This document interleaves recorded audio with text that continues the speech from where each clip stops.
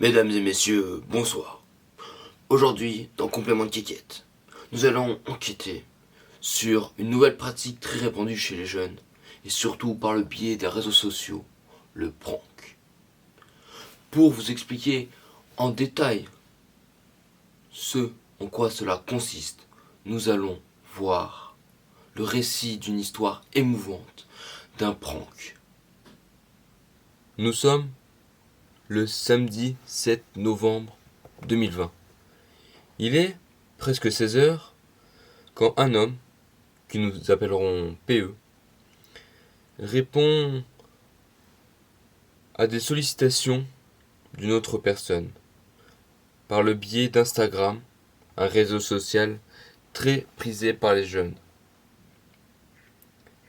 Ainsi, de cette réponse s'ensuit un dialogue au départ banal, et assez vite, la situation semble déraper et la personne d'en face semble excitée par le fait d'avoir des relations sexuelles avec PE. Donc au fur et à mesure de la discussion, donc ce sujet revient assez souvent, et à l'issue de cette discussion, même si elle n'est bien entendu pas finie, ils conviennent d'un rendez-vous pour se voir et peut-être pour avoir des relations ensemble. Tout ceci se passe dans un décor de ville, un décor urbain. Nous sommes ici à Échirolles, dans la métropole grenobloise. C'est une grande ville de à peu près 30-40 000 habitants, 30 000, 40 000 âmes, et cet homme va bientôt se rendre compte qu'il s'est fait avoir. Et c'est là le but des pranks. Il le saura bientôt à ses dépens. Notre homme dut admettre son échec suite à cette rencontre qui ne se passa pas du tout. Il alla sur place, attendit plus d'une heure, et au final il comprit qu'il s'était fait avoir, comme un débutant. Mais pour lui c'était horrible, car il avait misé tellement d'espoir, tellement d'énergie.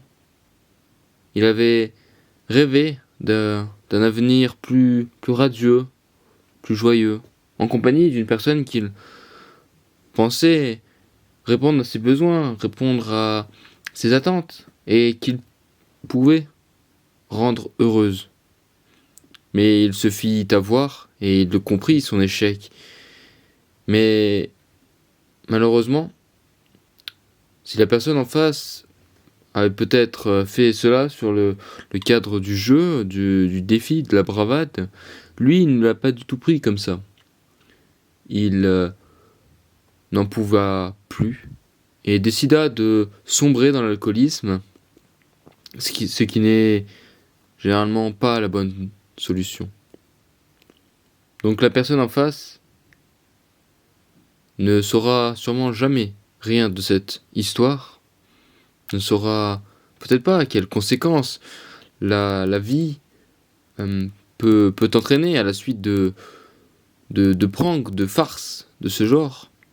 Et peut-être que ça nous apprend à tous que ce genre de situation ne doit pas se répéter, que de faire des farces sentimentales ne doivent pas avoir lieu, que d'autres farces non plus ne doivent pas avoir lieu, car elles peuvent entraîner des choses qui dépassent notre imagination.